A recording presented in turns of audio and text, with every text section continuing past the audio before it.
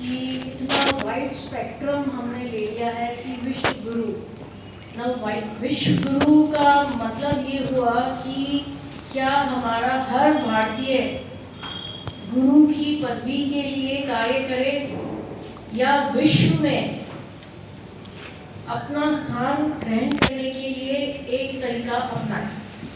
क्योंकि 140 करोड़ या 150 करोड़ लोग हैं हम लोग, तो क्या हम हर भारतीय एक गुरु बनने के लिए कुछ कार्य कर सकता है?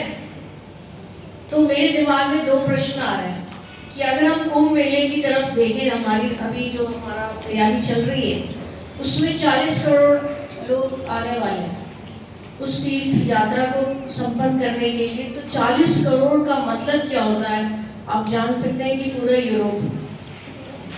अब अगर 40 करोड़ के अलावा भी अगर हमारे पास 100 करोड़ है तो वो 100 करोड़ कहाँ होगा जब 40 करोड़ उस स्नान के लिए बढ़ रहा होगा? तो क्या उस स्नान में वो हर व्यक्ति एक अपने अपने एक गुरु के मार्गदर्शन में चल रहे होंगे उस 40 करोड़ की, या सिर्फ वो धार्मिक एक संस्कार की पूर्ति करने के लिए चल रहे होंगे? तो प्रश्न हमारे पास बहुत बड़ा है कि हम अगर एक धार्मिक कोई कार्य करते हैं, कार्यक्रम करते हैं या प्रोग्राम करते हैं, क्योंकि ये जो विश्व गुरु विद्यापीठ है ये भी एक तरह का धार्मिक प्लस काउंसलिंग सेशन है।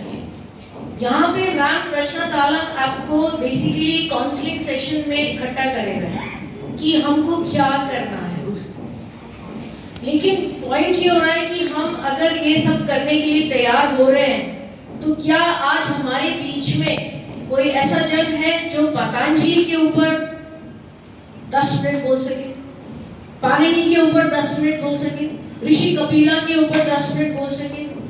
हम जब से यही सोच रहे हैं कि हमें तैयारी क्या करनी है, तो वहां 40 करोड़ लोग भी तो कुंभ में तैयारी करने ही तो जा रहे हैं, लेकिन क्या उन 40 करोड़ के ऊपर कोई एक मेंटोर है?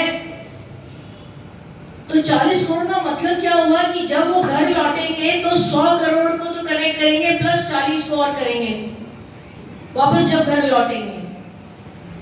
तो एक्चुअली अब हमारे को काउंसलिंग सेशन से ऊपर बढ़ना पड़ेगा, क्योंकि मुझे याद है मैं 30 साल पहले मॉरल साइंस पढ़ाया करती थी।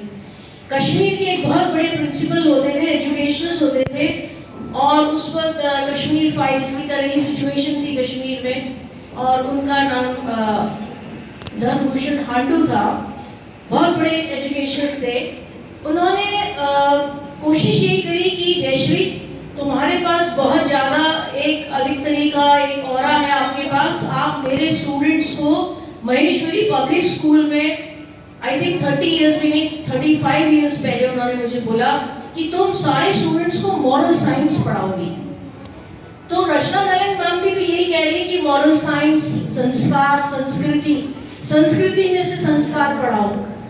तो हम तो पढ़ा रहे हैं ये सब, लेकिन हम फिर ऐसा कहाँ अटक गए कि हम उस चीज को नहीं ले पा रहे जो हम चाह रहे हैं। वो ऐसा हुआ कि हमारे पास हमारा जो परीक्षा प्रणाली है उसके अंदर प्रैक्टिकल वर्क का कोई सरोकार नहीं है। तो प्रैक्टिकल वर्क क्या है कि कोई ना कोई चीज का संरक्षण करना। तो वो प्रैक्टिकल वर्क में संरक्षण का शब्द नहीं है। तो जब हमारी शिक्षा प्रणाली में संरक्षण शब्द नहीं है तो हमारी परीक्षा प्रणाली फिर किस बात के लिए हो रही है? डिग्री के लिए हो रही है। तो डिग्री के लिए हो रही है तो हम कह रहे हैं कि वो सब विदेश जा रहे हैं या भटक रहे हैं। नहीं, वो ऐसा नहीं हो रहा, वो सब कार्य कर रहे हैं, तभी हम 5 बिलियन ट्रिलियन इकोनॉमी की तरफ बढ़ रहे हैं। पर फिर क्या ऐसा कमी आ गई है कि हम फिर भी पीछे हो रहे हैं, फिर भी हमें लग रहा है कि हम कहीं दुविधा में हैं? तो इसका मतलब यही है कि हम सब जब भी कोई काउंसलिंग सेशन करें, अगर हमें लगता है कि 10 गेस्ट आए तो उनको ये सोचना होगा कि हम आज इस टॉपिक पे अपनी इस संस्कृति के इस बंदे के ऊपर आधा घंटा बोल पाए। अगर हम उस संस्कृति के उस संस्कार के ऊपर आधा घंटा नहीं बोल पा रहे, इसका मतलब है कि हम बार बार वही बोल रहे हैं जो एजुकेशनिस्ट यूजीसी में बैठ के टीम बना के काम कर रहे हैं और या फिर हमारे प्रिंसिपल्स या एग्जीक्यूटिव्स टीचर्स के ऊपर एक प्रेशर बना के काम कर रहे हैं। तो आज का काउंसलिंग सेशन भी अगर इसी तरह का हुआ तो हम आगे नहीं बढ़ पाएंगे। अब मैम रचना तालिम ने मेरे साथ बैठ के एक सिलेबस भी बनाया है आपके इसका विश्व गुरु का। उन्होंने एक कोशिश की है ना 5 यूनिट्स है, 5 यूनिट्स में 5 तरह के एक्सपर्ट्स तो स्पेशल रखूंगी मैं। तो उसमें शास्त्र भी होएगा, धर्म विद्या भी होएगी, संस्कार होएगा, संस्कृति होगी, संरक्षण की बातें भी होंगी और इस तरह से वो सब चाह रही हैं। लेकिन उनके पास क्या कोई इस तरह के लोग जुड़ पा रहे हैं जिससे हम उनको फटाफट हमारे सिलेबस की ट्रेनिंग के लिए बुला लें? ऐसा नहीं हो पा रहा, क्योंकि अगर मैंने सिलेबस पीजी इंग्लिश लिटरेचर के सिलेबस में एक इनका जो तैयार करा हुआ सिलेबस मेरे द्वारा रखा है एज एन ऑप्शन, तो मेरे पास ट्रेनर्स नहीं है। अगर मेरे पास ट्रेनर्स नहीं है as head of the department, तो मतलब मेरे कोलीग्स तो मेरी रिस्पेक्ट करेंगे ही नहीं और एग्जीक्यूटिव्स भी नहीं करेंगे। जब एग्जीक्यूटिव्स नहीं करेंगे तो सिस्टम ही नहीं करेगा, और जब सिस्टम नहीं करेगा तो यूजीसी नहीं करेगा। तो मतलब कहने का मतलब है कि अगर मैं यहाँ हूँ तो मेरी शिकायत ये है आपसे इस काउंसलिंग सेशन में कि मेरे पास ट्रेनर्स ही नहीं है। अगर जो मैंने 5 सिलेबस में जो भी यूनिट्स डाले और जब मेरे पास वो ट्रेनर्स ही नहीं है इस चीज़ पर बोलने के लिए, तो बार बार काउंसलिंग सेशन करना वेस्ट हो जाएगा। जैसे इसलिए है ना अभी ये फोकस हो रहा है कि जब कुंभ मेला होएगा तो उसमें कौन सी ऐसी चीज रखी जाए जो सचमुच में 100 करोड़ को फायदा में पहुंचाए। तो इकोनॉमी तो पहुंचाएगी कि बिजनेस बहुत ज्यादा है हमारे पास रिलीजियस और इको टूरिज्म का, परंतु क्या संरक्षण का कोई है हमारे पास बिजनेस? तो अभी जैसे नाड़ी में मनोज कुमार साहब ने कहा कि मैं 5-10 कंट्री डेवलप कंट्रीज को एक संरक्षित प्लांटेशन का एक्सपोर्ट कर रहा हूँ।